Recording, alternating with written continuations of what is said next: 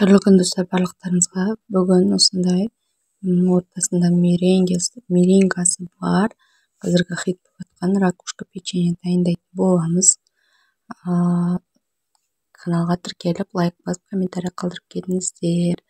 Бізге ерітілмеген қатты күйіндегі сары май керек және күштен өткізілген ұн керек. Мен составтарын астына жазып кетем.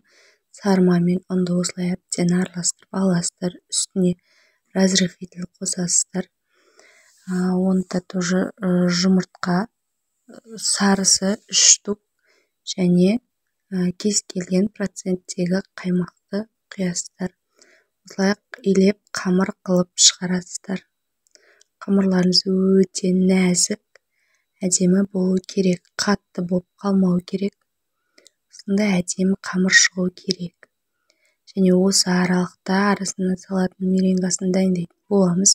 Ол үшін бірінші жұмыртқаның сарысын өзін араластырып аламыз, сосын үстіне сахарды қосып дальше араластырамыз.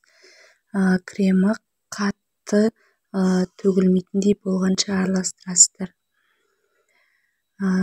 Блендердің, миксердің көмегімен араластыра берсеңіздер болады. Және осылай қамырын дайындап, бөліктерге бөліп, формаларға келтіріп аламыз.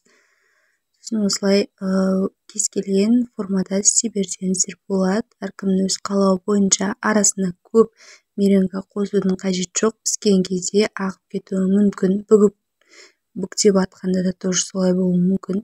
Арасына жаңғақ, мейіз, тағы басқа да сухофрукттар қоса берсеңіздер болады.